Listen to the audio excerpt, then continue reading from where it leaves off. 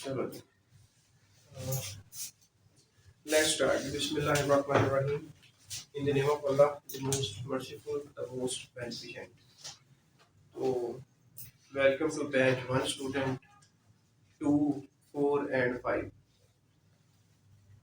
आज बैच जो हमारा 5 है उसकी क्लास नंबर 3 है। क्लास नंबर 2 में बताएंगे कि क्या कॉन्सेप्ट डिस्कस हुए थे। टैक्सेबल जी टैक्सेबल इनकम जो पड़ी और उसमें हेड की बात हुई तो आपने सारे हेड बताए। टोटल इनकम को पढ़ा, टोटल इनकम को पढ़ा और फिर 11 सेक्शन को पढ़ा, उसमें भी हेड यस को सर पढ़ा। और फिर हमने जो एंड किया, हमने कहा कि जो बंदा, फिर हमने कहा कि हम बात करेंगे दो कॉन्सेप्ट की। एक कहा कि कॉन्सेप्ट है रेजिडेंट पर्सन और दूसरा नॉन रेजिडेंट। यहाँ पे मेरे ख्याल से हमने एंड कर दिया। और ये रेजिडेंट एंड नॉन रेजिडेंट का जो कॉन्सेप्ट है, इट इज वेरी पैरामाउंट, बड़ी ही अहमियत का हामिल है। वजह ये है कि जो रेजिडेंट हो जाता है वो दुनिया में कहीं पे भी कमाई करे, पूरे ग्लोब में, पूरी वर्ल्ड में, चाहे वो पाकिस्तान में काम करे, चाहे वो अमेरिका में काम करे, चाहे यूके में काम करे, उसकी जो कमाई है due to his residential status is taxable in Pakistan. खास प्रोविजंस का इस्तेमाल होगा, कैसे टैक्सेशन होगी, टैक्स क्रेडिट कैसे मिलेगा, उसको हम साइड पर रख लेते हैं। लेकिन हम ये इस वक्त ये देखते हैं कि जो रेजिडेंट होगा वो दुनिया के किसी कोने में जाके कमाई करे, लेकिन वो रेजिडेंट है तो वो अपनी दुनिया के कोने की कमाई पाकिस्तान में टैक्स करने के लिए पेश करेगा। ठीक है।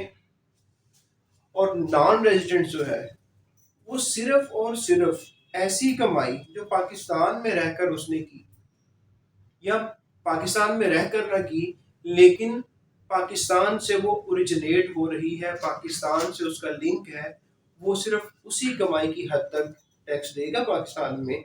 जो दुबई में कमा रहा है, जो इंग्लैंड में कमा रहा है, जो कनाडा में कमा रहा है, वहां की कमाई का यहाँ की टैक्सेशन में कोई असर नहीं होगा। तो है या नहीं, ये बहुत अहमियत का हामिल। इसीलिए हमारे जो बड़े लोग हैं वो हमेशा नॉन रेजिडेंट रहना पसंद करते हैं। जैसे ही वो रेजिडेंट हुए, उनकी पाकिस्तान की कमाई और उनकी लंदन की कमाई, उनकी दुबई की कमाई, उनकी मस्कत की कमाई, अमेरिका की कमाई, वो टैक्सेबल हो जाएगी पाकिस्तान के अंदर।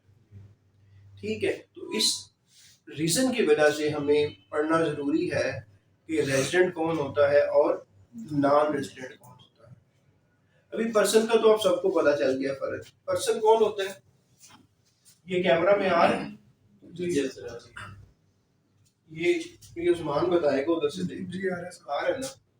अच्छा, पर्सन, हाँ, तो हम इसी तरह कह लेते हैं इंडिविजुअल एसोसिएशन ऑफ पर्सन, वही अगली शेप जो है, और कंपनी।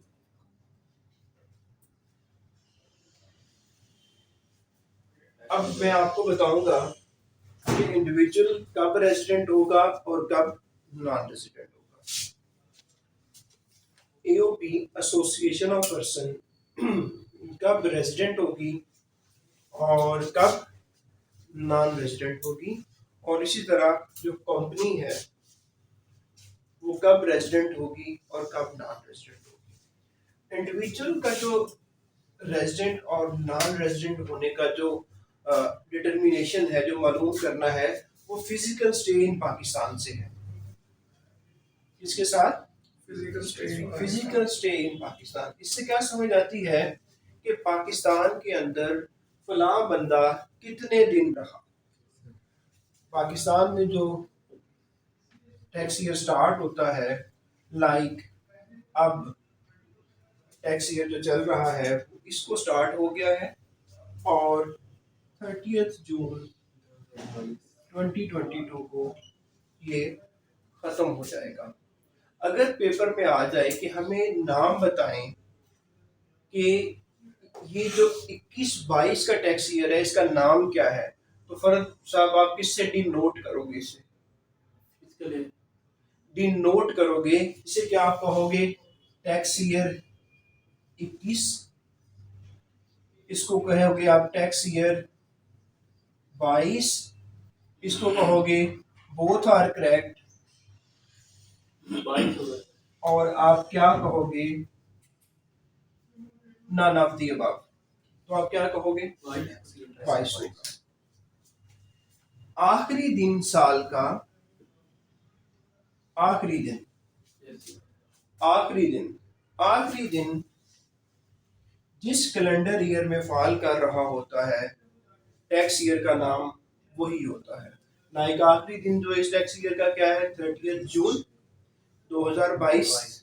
किस कैलेंडर ईयर में फॉल कर रहा है? 2022 में। तो टैक्स ईयर का नाम क्या होगा?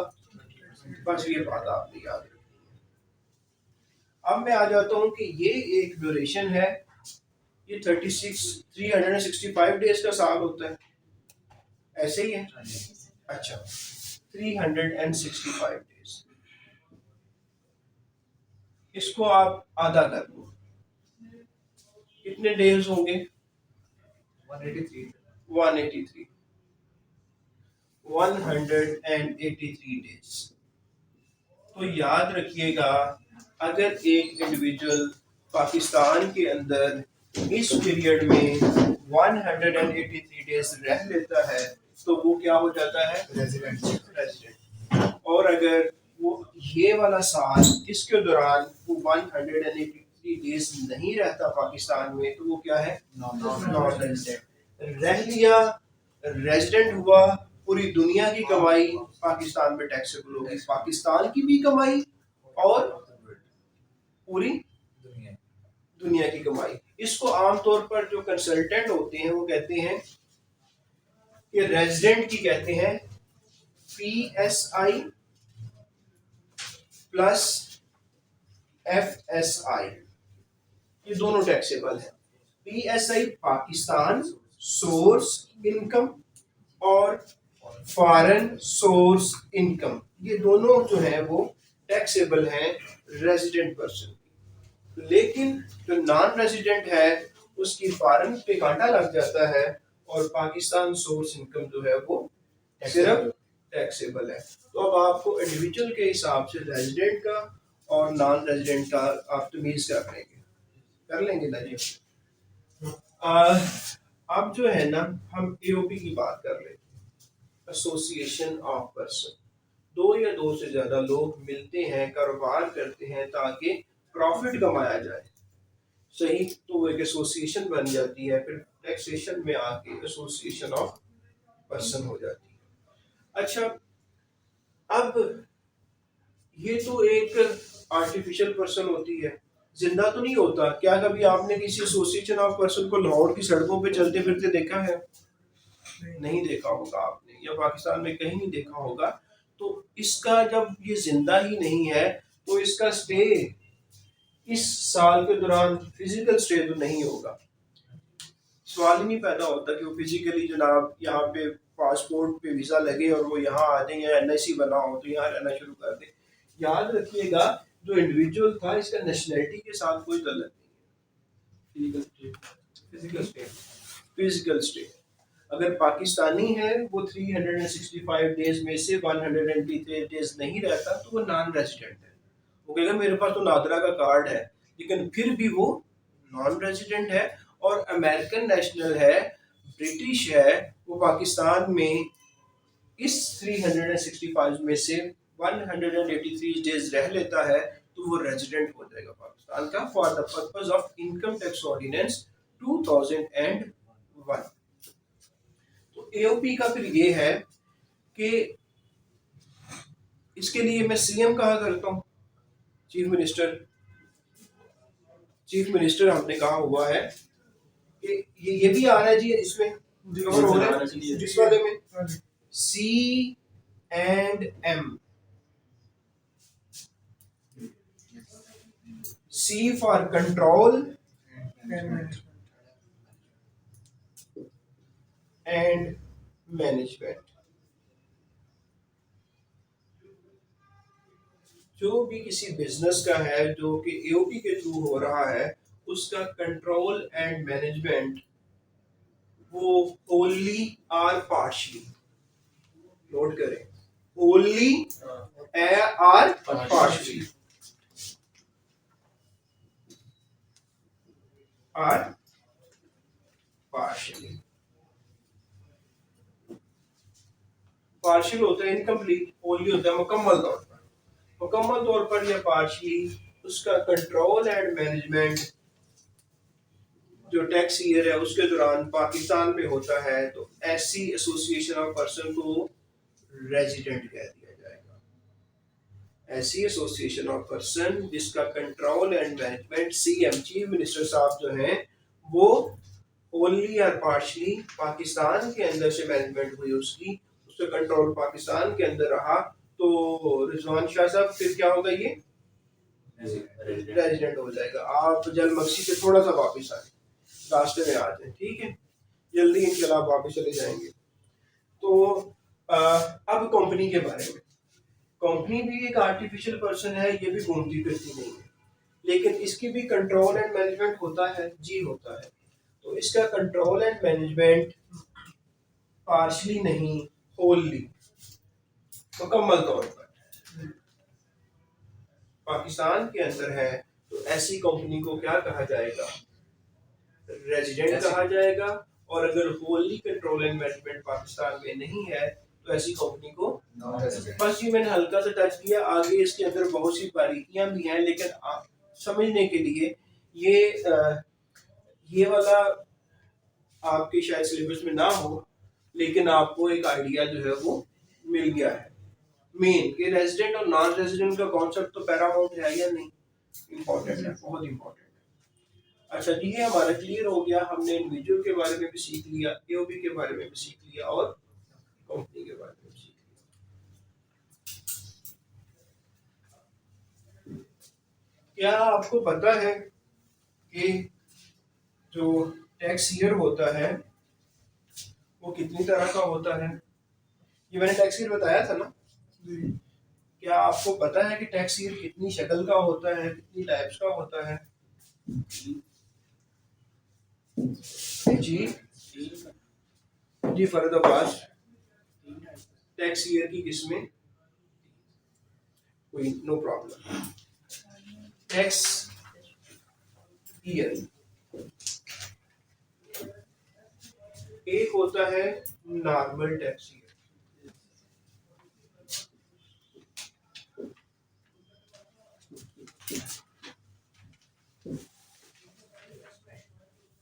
एक होता है स्पेशल टैक्स ईयर,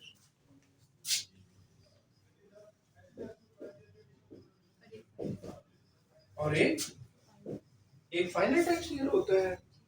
चलिए ठीक है, लिख लेते हैं। इसके अलावा कोई और टैक्स ईयर होता है जी? चलिए आप ही हमें फिर बताएं ये फाइनल टैक्स ईयर क्या होता है। नहीं पता, तो ये नहीं होता, ये होता है ट्रांजिशन।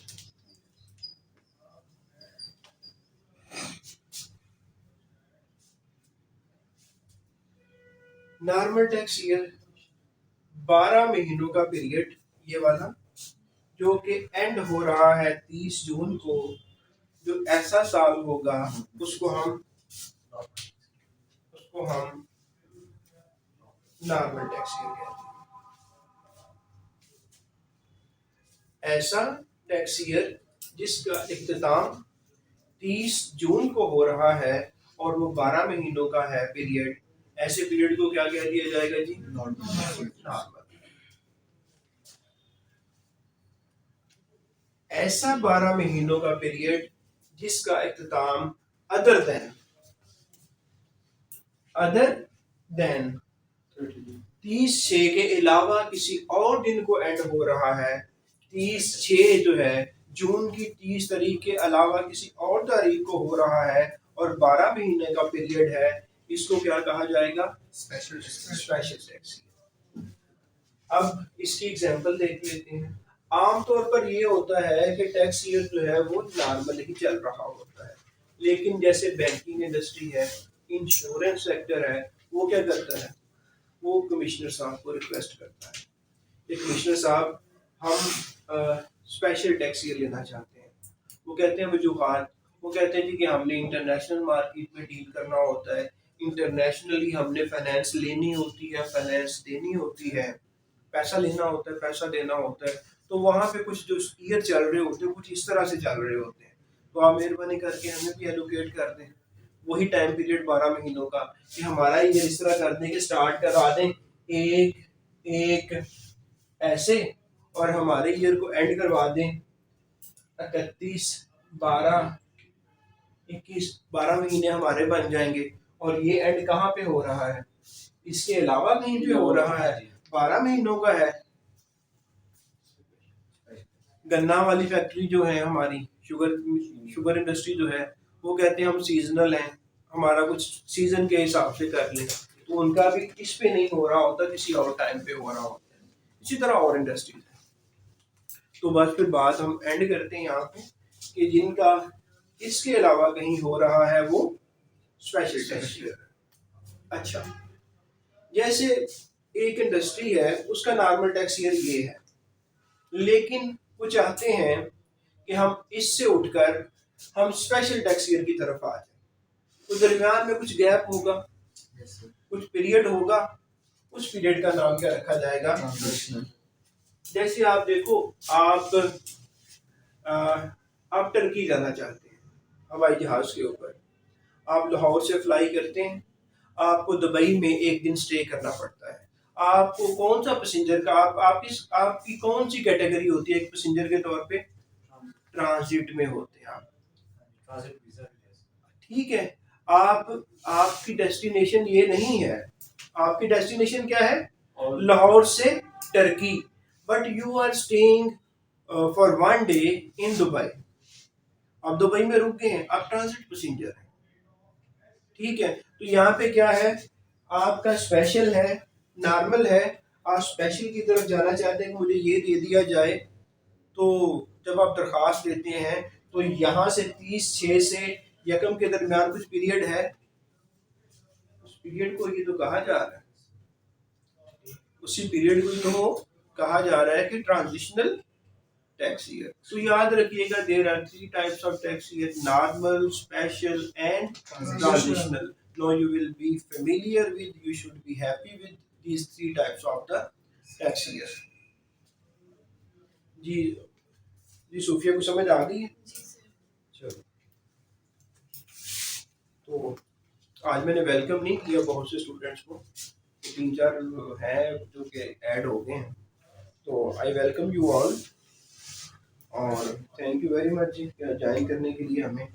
अब हम ना कुछ हमने बेसिक कॉन्सेप्ट कर लिए हैं, और जैसे जैसे फर्दर कोई कॉन्सेप्ट आएगा हम उसको वहीं पे डिस्कस कर लेंगे। और अब हम सैलरी की तरफ जाते हैं कि पहला head of income is salary, और ज़्यादातर लोग इसी तरह अपनी कमाई कर रहे होते हैं। ज़्यादातर लोग मुलाजिम होते हैं और कम लोग जो है वो मुलाजमों को रखने वाले होते हैं। Otherwise most of the people are मुलाजिम, एम्प्लॉय। ऐसे ही है, हाँ जी, ऐसे ही है ना। कहाँ पहुंचे हुए हैं आप भी? नहीं, आपसे वो आप भी कहीं पहुंचे हुए हैं, ये सारी पहुंची हस्तियां आज जो है ना। चलो,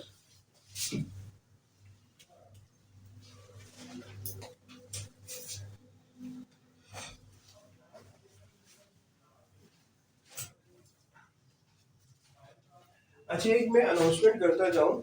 there are rumours that paper is going to be held on which date? 23rd of Jan. There are rumors. Rumours की कैरेक्टरिस्टिक्स में ये शामिल होता है कि दे आर रूमर्स, लेकिन कल तक वो र्यूमर रहेगी, क्योंकि कल क्या है, टुमारो इज फ्राइडे, और फ्राइडे ही वो डे होता है ना कि जब ऑफिस क्लोज हो जाते हैं, फिर उसके बाद मंडे को होती है बाहर, तो 15 दिन का गैप भी होता है, तो कल वो खत्म हो जाएगी। वैसे सुनने में यही है कि नहीं होगा, अब अल्लाह बेहतर जानता है। वो जो सेंटर चेंज वाला मैसेज आता है उसमें लगा के देखो हमारे लिए कोई 4 और जो फरवरी में होने वाले हैं। हाँ नर्क वगैरह जी, सेंटर चेंज के 15 दिन पहले बताते हैं ना। हाँ जी, फिर नहीं तो ये होपफुली पहले तो ये थोड़ा था, ये था कि शायद शायद और ये थोड़ा नहीं, ये आसमान ने छोड़ा नहीं था, ये रियलिटी है। नहीं अभी ना बच्चे हैं। नहीं इस तरह नहीं, लेकिन आपस में इस तरह नहीं खेलना आप लोगों ने, सही है। भाई ऐसे बोला हाँ हाँ, नहीं मजाक नहीं करना आप लोगों ने। अच्छा अच्छा, ये ना कैमरे की सेटिंग नहीं खराब करनी। अच्छा चलो, तो हम हेड ऑफ इनकम स्टार्ट करते हैं। ये मैसेज पहुंच गया ना आप लोगों के पास? तो यार जो मेरे स्टूडेंट हैं, जो पहले वाले भी हैं, उनकी से इल्तिजा है स्पेशली कि मेहनत करो और ये अचीव करके दो। अब कोई अगर किसी किस्म की असिस्टेंस रह गई है तो बता दो, इसमें जान मारो, अभी time time is very short. In the sense that we started the journey in August, ऐसे 25th of August, and September, October, November, I think in November हमने एंड किया। ठीक है, 3 महीने हम रहे, फिर आगे फिर भी ऑफ एंड ऑन आप लोग मेरे साथ टच में हैं, तो मेहनत करें यार, और यू कैन अचीव दिस। अच्छा, तो अब सैलरी जो है ना, सेक्शन 12, 13, 14, ये 3 सेक्शंस हैं जो सैलरी को डील करते हैं। So, सैलरी, तनख्वाह, हम इसे तनख्वाह ही कहते हैं ना, हम सारे तनख्वाहदार, तनख्वाह, तो ये है वो सैलरी जो लोग तनख्वाह ले रहे होंगे, जो वो इसमें आ जाएंगे। ठीक है, तो तनख्वाह और सैलरी के हेड के नीचे आने के लिए कुछ चीजों की जरूरत होती है, जैसे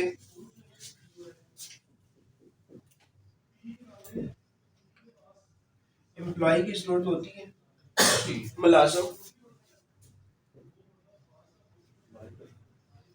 एम्प्लॉयर की जरूरत होती है, मालिक, मालिक ही कहते हैं ना, जैसे वो आजकल एक ड्रामा चल रहा है उसमें मालिक ही कहते हैं ना वो, कल मैंने उसकी पहली जो है वो देखी भी। ठीक है, वो मालिक, ये वही मालिक है, क्योंकि उसने मुलाजिम रखे होते हैं। ठीक है जी, और इनके दरमियान एक रिश्ता, एम्प्लॉयमेंट,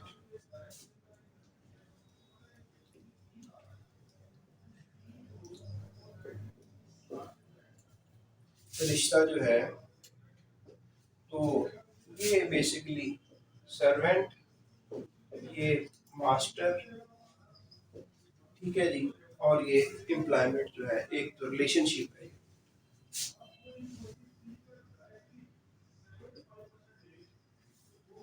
तो बात खत्म करते हैं। एम्प्लॉय वो बंदा होता है जो कि नौकरी करता है। ठीक है, एम्प्लॉय वो बंदा होता है जो मुलाजिम को रखता है और उसको तनख्वाह देता है, उसको रिवार्ड देता है, और इन दोनों के दरमियान जो रिश्ता होता है उसको एम्प्लॉयमेंट कहा जाता है। हम ये कह सकते हैं कि सैलरी के लिए ये जरूरी है कि मास्टर और सर्वेंट के दरमियान एम्प्लॉयमेंट का रिलेशनशिप होना चाहिए। सही, तो ये है सारी की सारी सैलरी की जो मिथ है। अब हम वो सेग्रीगेट करेंगे कि वो कौन कौन से अल्फाज हैं जो कि सैलरी के अंदर आ जाते हैं और कौन से अल्फाज हैं जो सैलरी के अंदर नहीं आते। ठीक हो गया। अच्छा, इसको सेक्शन जो है वो 12 डील कर रहा है। अब एम्प्लॉयमेंट में ना कुछ आपको कुछ डाउट नहीं होना चाहिए। जैसे एक डायरेक्टर होता है कंपनी का, क्या डायरेक्टर्स जो हैं वो एम्प्लॉय होते हैं कंपनी के? होते हैं। अच्छा, जी, किसी कोई डिसएग्री करता है? डायरेक्टर एम्प्लॉई हो सकता है। डायरेक्टर एम्प्लॉई नहीं हो डायरेक्टर्स को तो फी देते हैं ना, सैलरी तो नहीं देते। सकता, सैलरी नहीं देते। देखिए इसलिए हम बात करें जी रिजवान शाह साहब, you are from commerce background and being a student of commerce you should respond to us. जी, डायरेक्टर हो सकते हैं कंपनी के एम्प्लॉय, कैसे? तो सैलरी लेता है। सैलरी ले लें तो फिर एम्प्लॉय हो जाते हैं। चलो हम इसको बेसिकली क्या होता है, कंपनी का मालिक कौन होता है? Share holder. Share holder vote करते हैं और वोट करने के बाद शेयर होल्डर के अंदर से ही कुछ लोगों को डायरेक्टर मुंतखब कर लेते हैं। डायरेक्टर जो है वो फिर आगे मैनेजमेंट ऑफ द कंपनी रखती है, लाइक चीफ एग्जीक्यूटिव ऑफिसर को लेते, एमडी को लेते हैं, ठीक है, सीएफओ लेते हैं। वो ये क्या होता है? ये डायरेक्टर्स ने चूज किया। मैनेजमेंट ऑफ द कंपनी और डायरेक्टर से लहजा होते हैं, ये लाइन लगाते हैं इनके दरमियान, ठीक है, कि डायरेक्टर्स कहाँ से आ रहे हैं? शेयर होल्डर के अंदर से। शेयर होल्डर कौन क्या है? मालिक हैं जो, लाइक हबीब बैंक के जो शेयर होल्डर हैं, जिन्होंने चराट सीमेंट के जो हैं, और कोई भी कंपनी है उसके शेयर होल्डर्स क्या हैं। और फिर ये डायरेक्टर्स जो हैं ये एम्प्लॉइज वगैरह रखते हैं। वो एम्प्लॉय जो है वो एमडी भी हो सकता है, वो डीएमडी भी हो सकता है, वो सीएफओ भी हो सकता है, वो चीफ ऑपरेटिंग ऑफिसर भी हो सकता है। तो ये लोग बेसिकली मैनेजमेंट कर रहे होते हैं और एम्प्लॉय जो है वो तनख्वाह ले रहे होते हैं। ठीक हो गया? तो ये नहीं होती, लेकिन बट एक कहा जाता है कि कुछ डायरेक्टर्स, ये मैनेजमेंट है, ऐसे डायरेक्टर्स जो मैनेजमेंट ऑफ द कंपनी में इन्वॉल्व होते हैं, जो मैनेजमेंट कर रहे हैं, ठीक है, वो जब उसका मुआवजा लेंगे उसको सैलरी कहा जाएगा। ये मैनेजमेंट नहीं कर रहे होते, लेकिन कुछ डायरेक्टर्स, आप एम्प्लॉय डायरेक्टर्स लेके आते हैं बाहर से, जो कि मैनेजमेंट ऑफ द कंपनी करते हैं, उनको फिर आप सैलरी देंगे, बाकी जो है वो सैलरी में नहीं आएगा।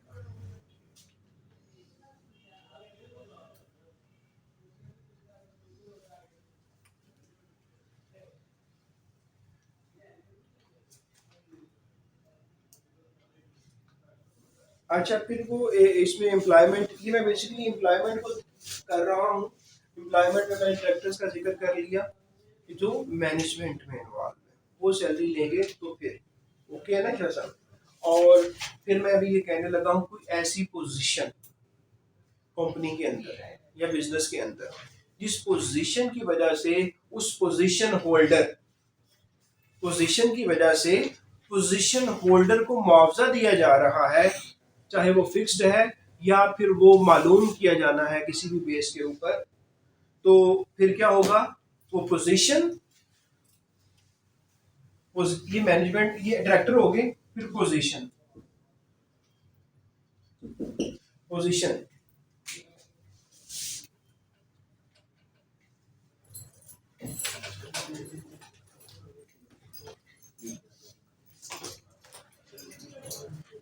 ठीक हो गया जी।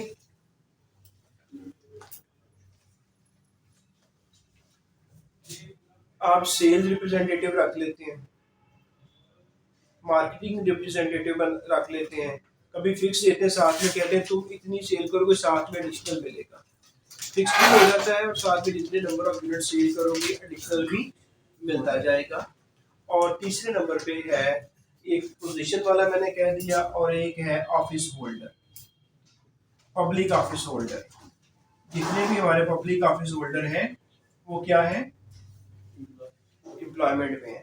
पब्लिक ऑफिस होल्डर में आप ये समझ लीजिएगा कि ये जो एमएनए और एमपी हैं ये भी पब्लिक ऑफिस होल्डर है। पब्लिक का ऑफिस है जो इन्होंने इनको member of national assembly and member of provincial assembly बना के भेज दिया गया है। इंडिया में एमएलए होता है, मेंबर इन लोकसभा असेंबली, चलो जो भी है, लेकिन ये है कि पाकिस्तान में पब्लिक ऑफिस में अगर कोई बैठा है तो वो एम्प्लॉयमेंट के अंदर आ रहा है। अगर कहते हैं कि पेपर में कि एमएनए एमपीए क्या एम्प्लॉयमेंट पे होते हैं, तनख्वाहें नहीं लेते? आपको पता है अक्सर रौला पड़ा होता है कि हमारी तनख्वाहें बढ़ाई जाए, ऐसे ही होता है ना। तो वो देखो वो भी तनख्वाह ले रहे हैं, एम्प्लॉयमेंट में आ रहे हैं वो सैलरी ले रहे हैं, इवन के प्राइम मिनिस्टर ऑफ पाकिस्तान भी ले रहा होगा, ये पब्लिक ऑफिस होल्डर। ठीक है, तो ये वो सैलरी ले रहा है, सही। अच्छा जी, तो अब मैं आपसे पूछता हूँ, बीइंग जाहिद रसूल visiting faculty of government college university Lahore, मैं गवर्नमेंट कॉलेज यूनिवर्सिटी लाहौर में विजिटिंग फैकल्टी हूँ, वहाँ से मुझे पैसे मिलते हैं, मेरी इनकम फ्रॉम सैलरी है? जी आंसर करें। नहीं क्यों? सर वो प्रॉपर एग्रीमेंट नहीं है ना। एम्प्लॉयर और एम्प्लॉय का रिलेशनशिप नहीं है, मैं जितने आवर्स वहाँ पढ़ाऊंगा पर आवर्स के हिसाब से मुझे पैसे मिल जाएंगे, और ये एग्जिस्ट नहीं करता, मास्टर और सर्वेंट वाला रिलेशनशिप दरमियान में है ही नहीं, कि है नहीं है। तो विजिटिंग फैकल्टी कहाँ चला के खड़ा हो गया? सैलरी के बगैर पैसा मिल रहा है, चेक मिलता है वहां से, लेकिन पर आर बेस मिलता है, पर पीरियड बेस मिलता है, एम्प्लॉयमेंट का जो एक रिलेशनशिप है वो नहीं है। जब रिलेशनशिप नहीं है मास्टर सर्वेंट वाला तो सैलरी नहीं है। ओके जी, मैं सर्विसेज प्रोवाइड कर रहा हूँ, और जो सर्विसेज प्रोवाइड कर रहे होते हैं, अकाउंटेंट सर्विसेज प्रोवाइड करते हैं, लीगल कंसल्टेंट सर्विसेज प्रोवाइड करते हैं, डेंटिस्ट सर्विसेज प्रोवाइड करता है, आर्किटेक्ट सर्विसेज प्रोवाइड करता है, आईटी प्रोफेशनल सर्विसेज प्रोवाइड करता है, they are doing their business, they are not earning the salary. एक वकील साहब को अपने आईटी सिस्टम को रन करने के लिए आईटी वाले की सर्विसेज लेनी पड़ती हैं, तो क्या वो उनका मुलाजिम होता है? जरूरत पड़ती है। तो फिर जो, अगर मैं ही परमानेंट फैकल्टी होता तो फिर मैं वहां से जो जो पैसे ले रहा होता, क्या वो मेरी सैलरी होती या फिर वो मेरी और कोई इनकम होती?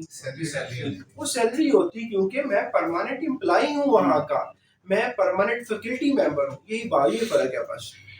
अच्छा, मेरा कंप्यूटर खराब हो जाते हैं, मैं यहाँ पे कंप्यूटर ठीक करने के लिए एक लड़का हायर कर लेता हूँ, तो इधर बैठ जाओ, तुमने 5 से 7 बजे आया करना है, तुमने 1 बजे चले जाना, कंप्यूटर ठीक किया करो यहाँ बैठ के, ठीक है, वो सैलरी है।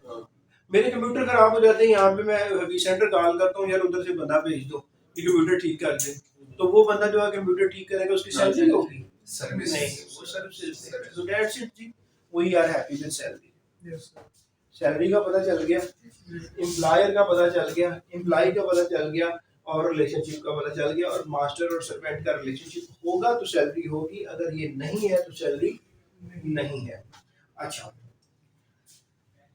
अब आगे मैं हमें ये किस तरफ लेके जा रहा है, very important point, very important, salary is taxable, salary is taxable on only and only received basis.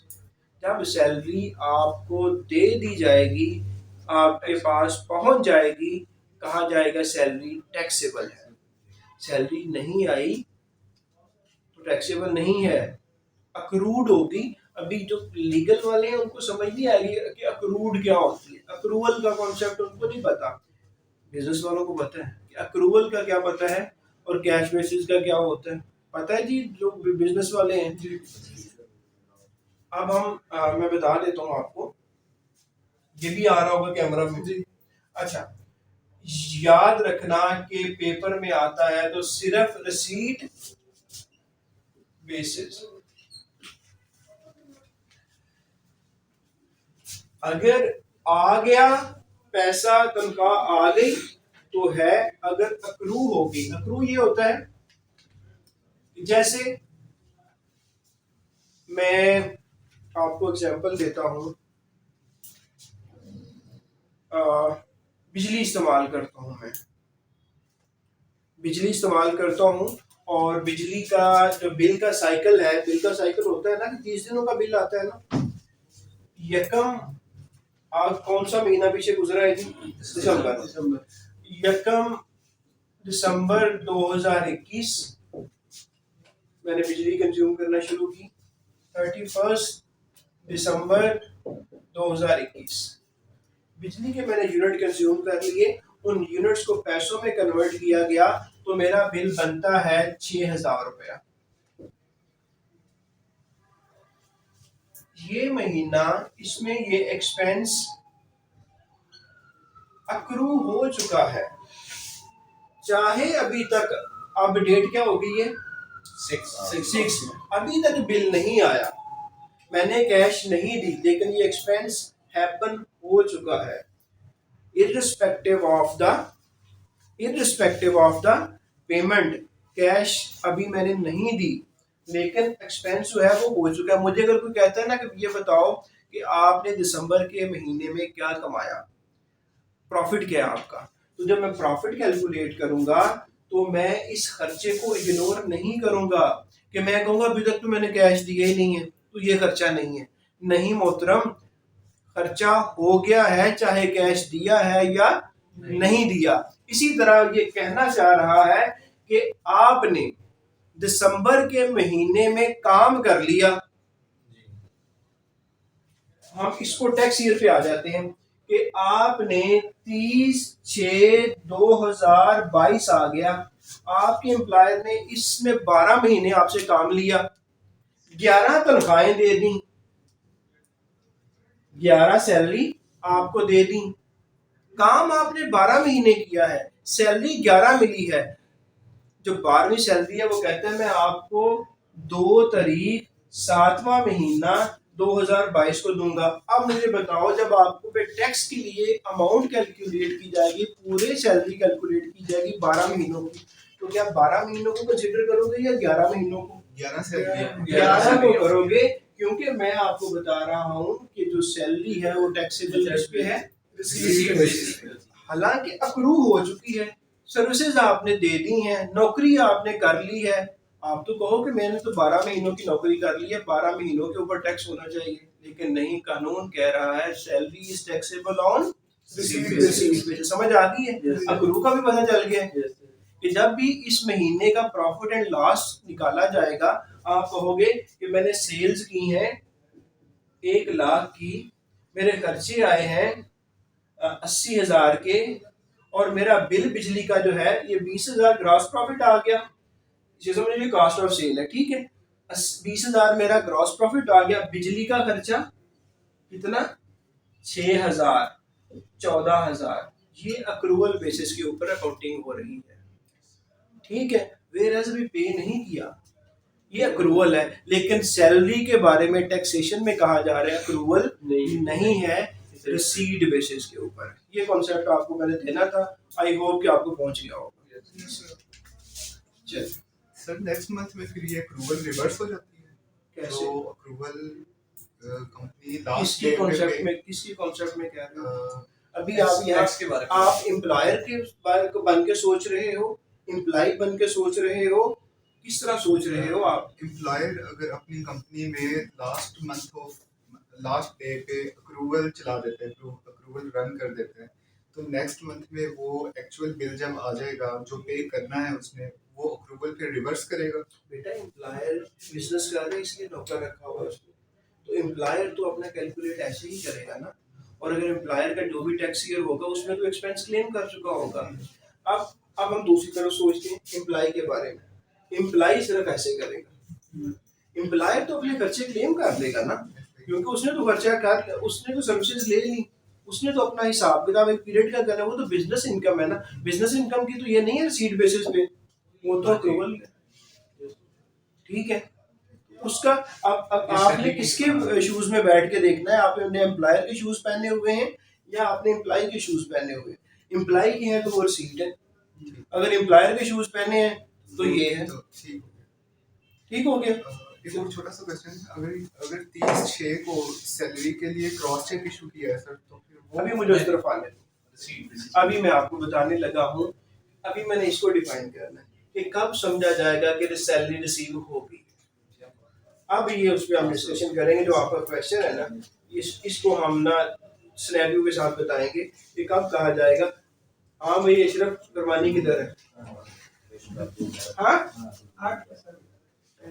8 को आएगा, ओके, ओके देखते हैं।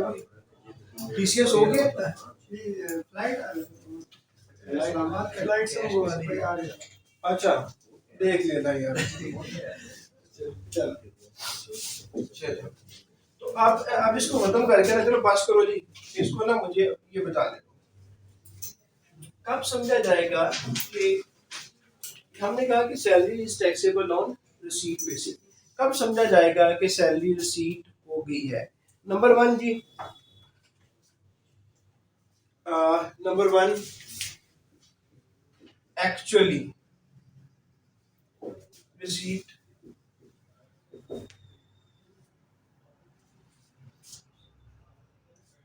Number two applied on behalf of employee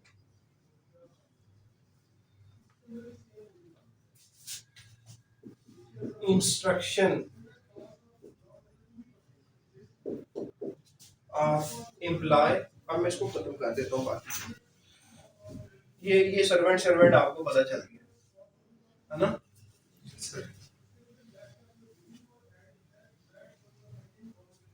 आप रिसीट को डिफाइन करें कि कब समझा जाएगा कि रिसीट हो गई है, आ गई है सैलरी।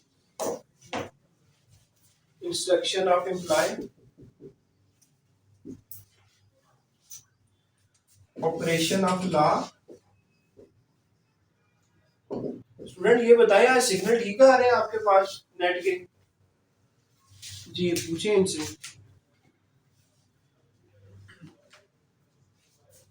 और जी ठीक है चलो फिर ये शुक्रिया उस्मान साहब का कि उन्होंने हमें स्पीड बताई कि जैज़ की स्पीड ठीक है, तो अब हम ये 4G जैज़ पे चले गए। ठीक है इसकी स्पीड अच्छी थी, वो किया था। अच्छा तो यार ये अगर एक्चुअली रिसीव्ड हो जाए तो समझा जाएगा कि सैलरी रिसीव हो गई। एक्चुअली रिसीव का तो पता है ना, ये पैसा आपको दे दिया बाय गया, हैंड, चाहे बाई हैंड दे दिया हो या आप हबीब बैंक ने अपने एम्प्लॉइज की सैलरी उनके अकाउंट्स में डाल दी, ये एक्चुअली रिसीव्ड हो गया ना? सही। Applied on behalf of employ, हाँ जी क्या हो रहा है, क्या कर रहे हो? पिक्चर बना रहे हो? वीडियो बना रहे हो यार? सर मुझे दोबारा ये टफ लगता है सुनने। बंद करो इसे, वीडियो बंद करो यार। अजीब किस्म के मेरे स्टूडेंट हैं, तुम्हारा भी करते, तुम गुड़ लेके आओ गाँव से तुम्हारे को तुम्हें वीडियो देते हैं। ठीक है लगाया मिलना शलवा? हाँ तो फिर अभी किसी को नहीं मिलेगा। अच्छा वीडियो बंद करो। अच्छा जी मैं करो ऐसे ऐसे गा रही है पता नहीं क्या हो रहा है, वीडियो बना रहा हूँ तुम मुझे मिल के जाना। अच्छा अब फिर ये देखो applied on behalf of employ को मैं समझाने की कोशिश करता हूँ।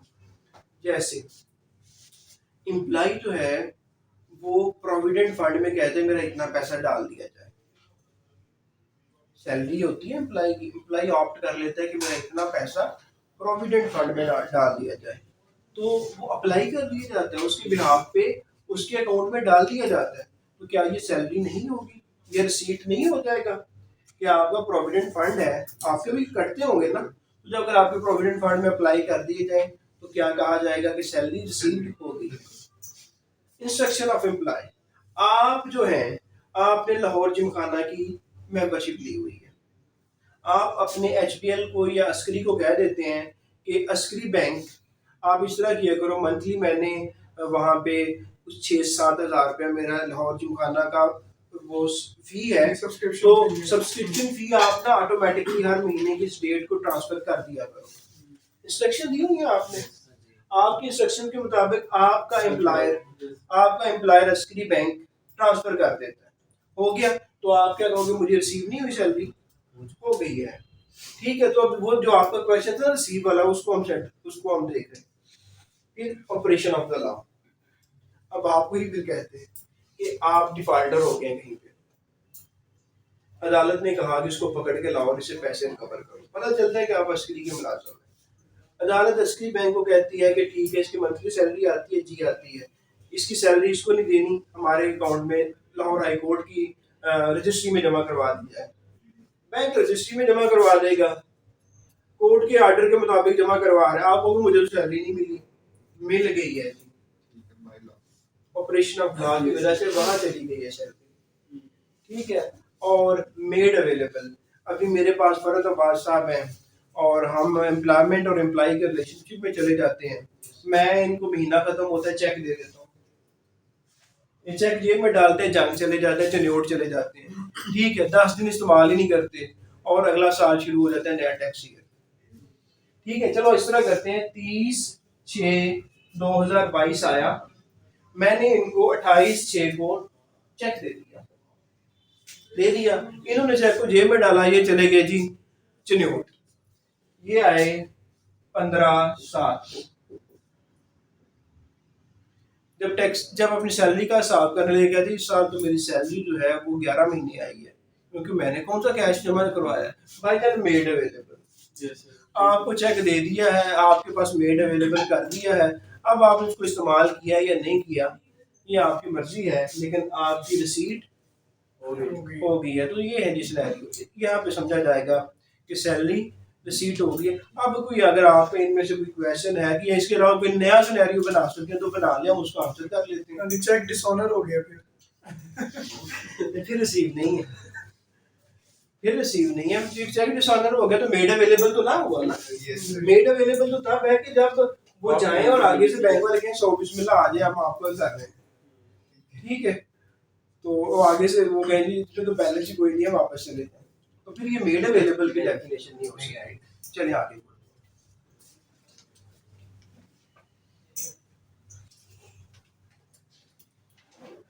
आगे नोट करें जी कि सैलरी जो है ये रिसीट बेसिस को याद रखिए,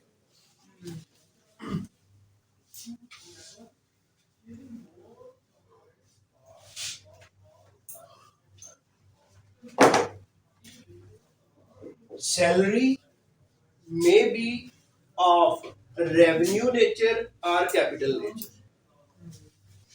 Revenue nature or capital nature.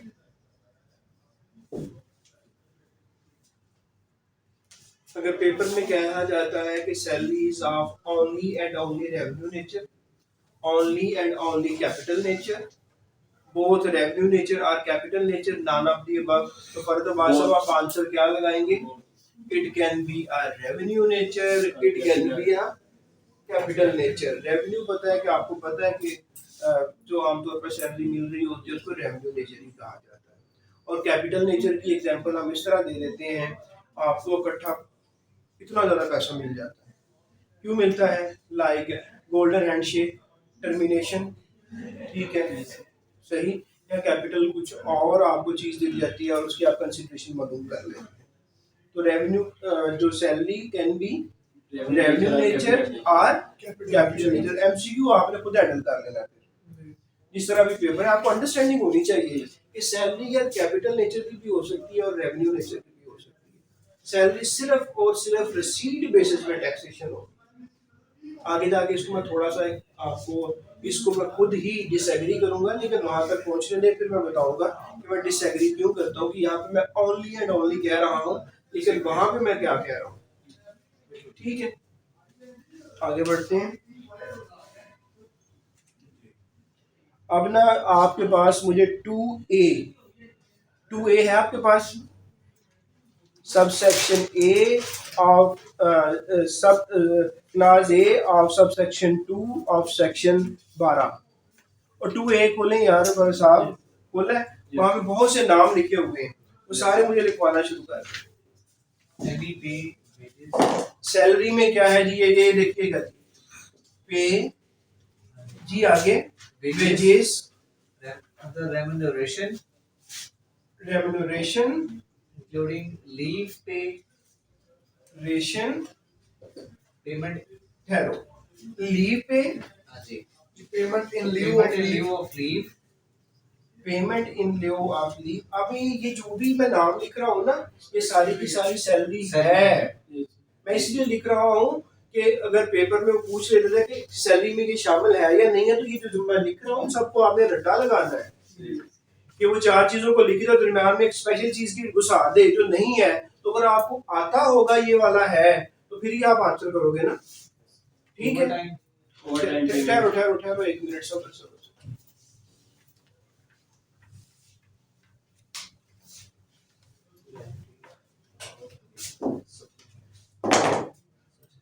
और मेरा चैनल भी आप लोगों ने सब्सक्राइब किया हुआ है या नहीं?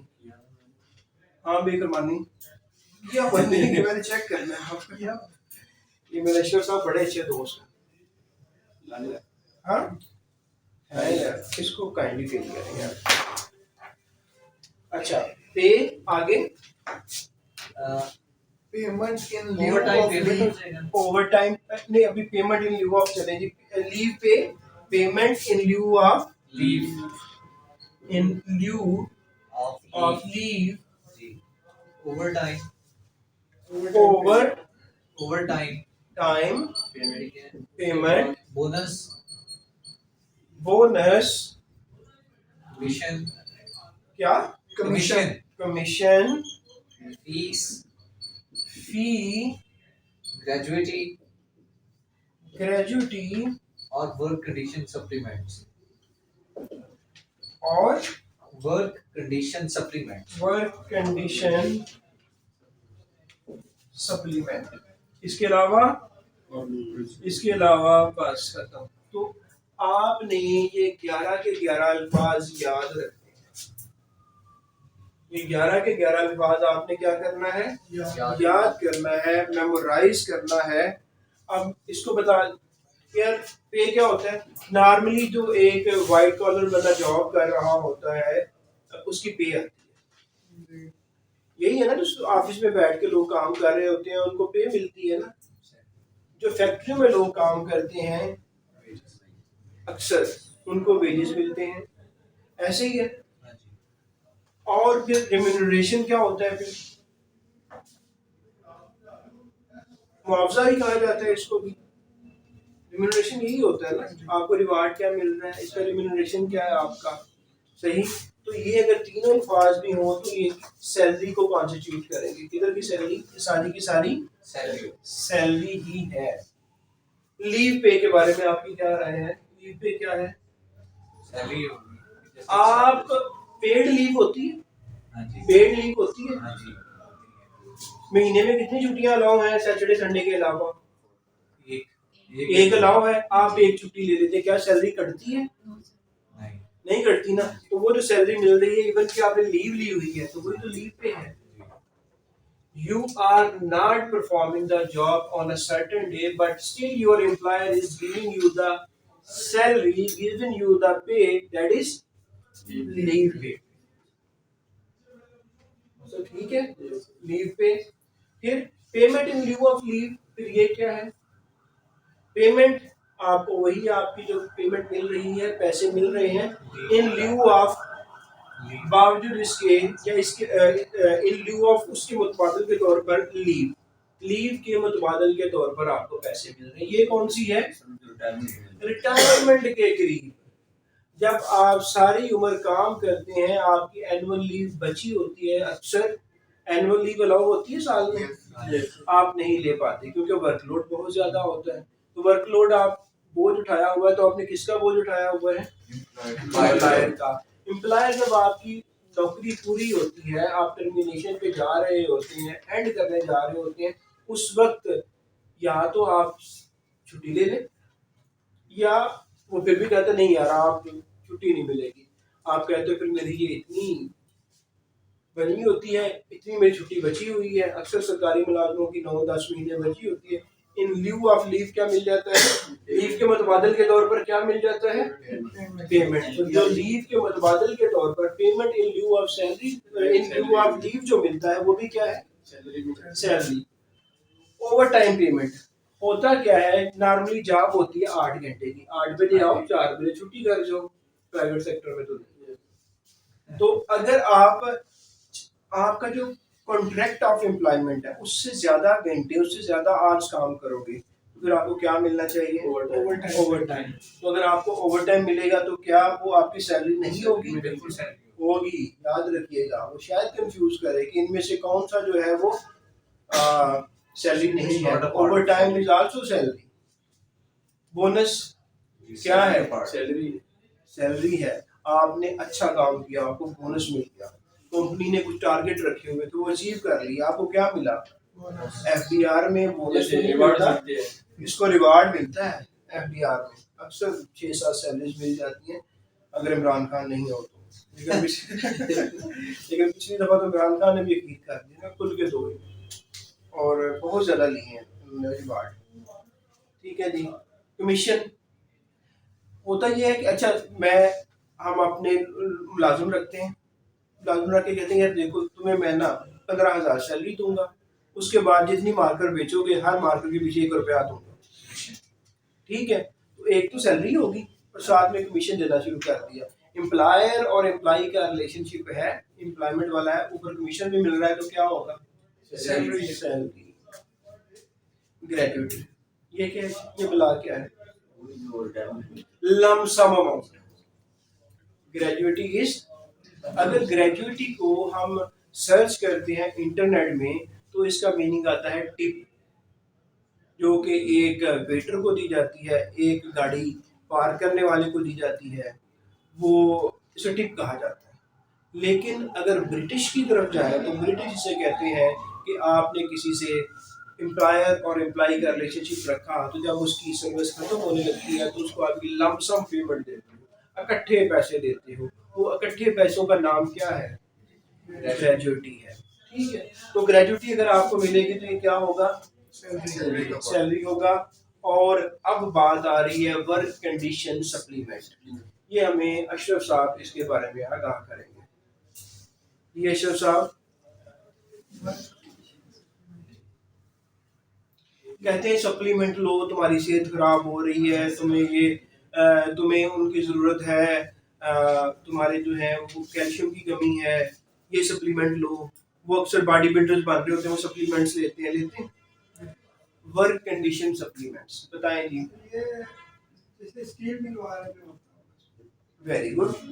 हाँ, तो ऐसे ही है जैसे मैं एम्प्लॉय बन जाता हूँ किसी ऐसी कंपनी का जिसमें मेडिसिन बनती है। नवाज साहब, क्या होता है?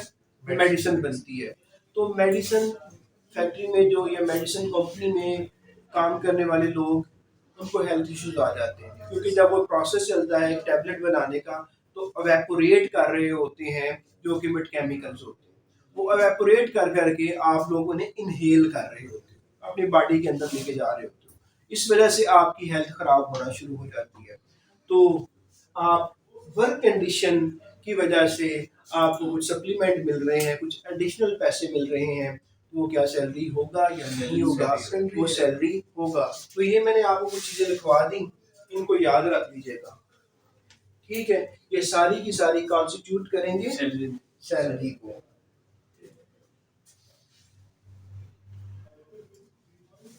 है तो ये एक छोटा सा था लेकिन इसके अंदर बहुत कुछ था। हालांकि एक को अगर देखा जाए तो ये कुछ भी नहीं है। आप यार ये हालांकि अगर इसमें उसके क्वेश्चन बनाना चाहे तो वो बहुत से बन सकते हैं। अच्छा जी, आगे वो कहते हैं एनी परक्विजिट। जी परक्विजिट क्या होता है? मराद। वेरी गुड जी। तो अब जो परक्विजिट है, जो मराद है, ये बड़ा जबरदस्त वर्ड बताया जी इन्होंने। कोई भी परक्विजिट, एनी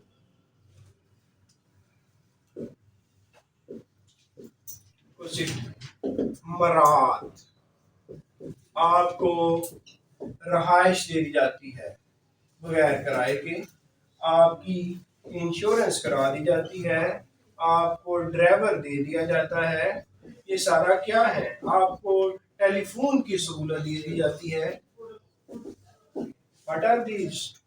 मराद हैं, ये परक्विजिट है। तो कोई भी परक्विजिट होगा, कोई भी मराद होगी तो वो क्या होगा, सैलरी में आएगा या नहीं आएगा? आएगा। आ जाएगा। आगे बढ़ते हैं।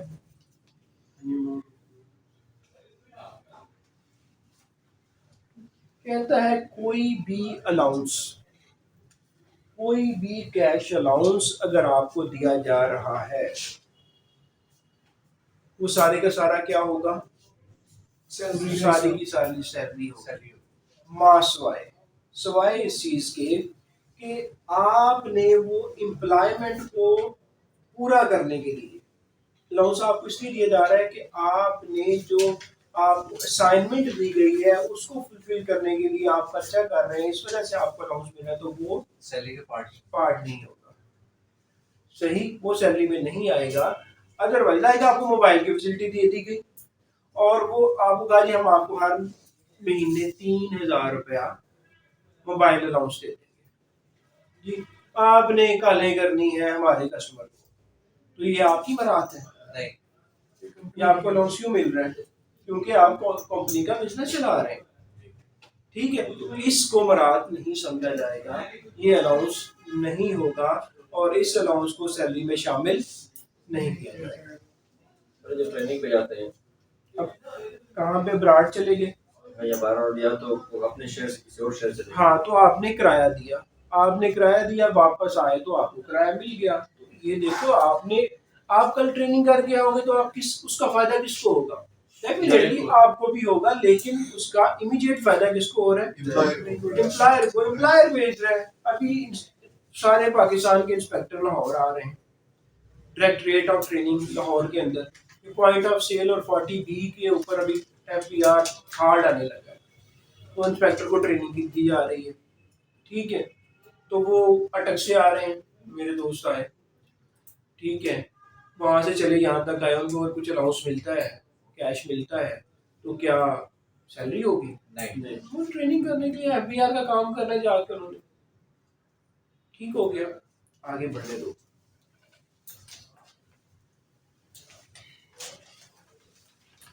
अच्छा, मिसाल के तौर पे आप वो ट्रेनिंग की बात करते हैं, आपको नेपाल भेज दिया गया, ट्रेनिंग पे तो सारा खर्चा आ रहा है, नेपाल गए तो आपको नेपाल की सकाफत देखने का बड़ा शौक है, आपने वहाँ से उनकी मैगजीन मंगवाना शुरू कर दी, आपने मैगजीन देखे जी, मैगजीन का खर्चा तो उन्होंने दे दिया, वो सैलरी।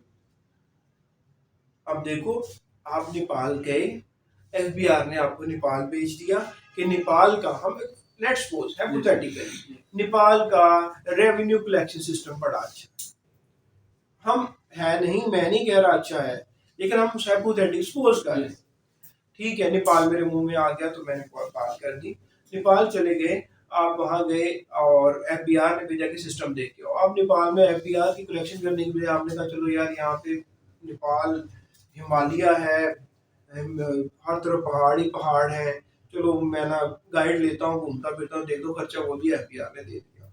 अब वो खर्चा जो पे किया, क्या वो सैलरी होगा या नहीं होगा? आपकी एयर टिकट, आपकी वहाँ पे लॉजिंग, वहाँ पे सारा कुछ FBR दे रहा है, वो ट्रेनिंग की वजह से दे रहा है, वो सैलरी नहीं होगा। लेकिन अगर अपने इंटरेस्ट पैदा हो जाते हैं और आप वो खर्चा भी FBR से लेते हैं तो वो क्या होगा? सैलरी। अभी इंस्पेक्टर वहाँ से आए हों लाहौर इसके लिए, ट्रेनिंग के लिए, वो जाके सिनेमा में मूवीज देखें, वो ये वो करें, तो वो तो और जाके रिइंबर्समेंट ले लें, तो ये तो सैलरी होनी चाहिए, लेकिन मानता कोई नहीं। अच्छा, चलें आगे बढ़ते हैं। हम कानून को डिस्कस कर रहे हैं, एक्चुअली क्या हो रहा है हम उसको नहीं कर रहे। अच्छा जी, वो कहता है कि कोई भी आपको प्रॉफिट मिलता है, मुझे लग रहा है थक गए आप, पढ़ के अब आप बोर होना शुरू हो गए हैं। नहीं हाँ, नहीं से पूछो। नहीं सर, ठीक नहीं, ठीक ही है बस। नहीं सर, बेहतरीन है। अच्छा अच्छा। कहते यार, अगर कोई अमाउंट ऑफ प्रॉफिट भी मिल जाती है, सैलरी से बढ़कर कुछ मिल जाता है, तो उसको क्या कहा जाएगा? उसको भी सैलरी कहा जाएगा। मिसालें हम ले लेते हैं, एग्जाम्पल आपके पास लिखी है, मुझे बताते जो ई को पढ़ो अभी। ई का 1 2 3 4 5, ये मुझे बताओ, मैं उसको एक्सप्लेन करता हूँ। As consideration for a person agreement to इसको ना मैं बताता हूँ कैसे लिखना। ये लिखेंगे आप आप consideration for एग्रीमेंट करती हैं किसके लिए? persons agreement एम्प्लॉयमेंट रिलेशनशिप के लिए। एम्प्लॉयमेंट रिलेशनशिप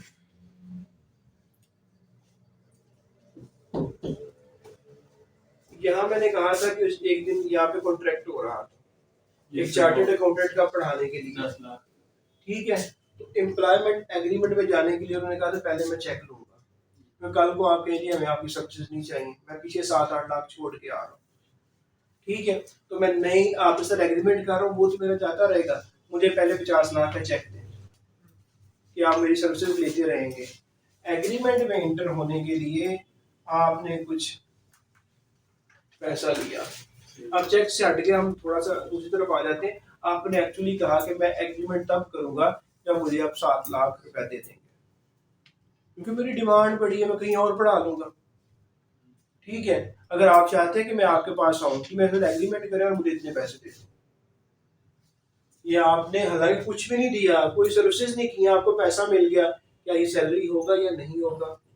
होगा, ठीक है। आप एम्प्लॉयमेंट रिलेशनशिप की एग्रीमेंट करने के लिए आपने पैसे ले लिए, ये पेचीदा चीजें हैं, है ना, मुश्किल है चीजें, लेकिन ये है कि हजम भी आप लोगों ने नहीं करनी, ठीक है। कि एम्प्लॉयमेंट रिलेशनशिप को मैंने बता दिया, उसमें दाखिल होने के लिए, उसके अंदर आने के लिए एग्रीमेंट होता है।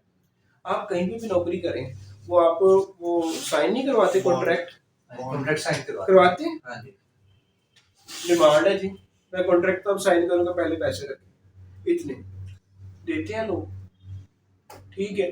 दिए, सैलरी का हिस्सा बनते हैं, बस दैट्स इट। अगला जी, employees agreement to any condition of employment. लें जी, अब इसकी एग्जांपल क्या करें? Condition of employment.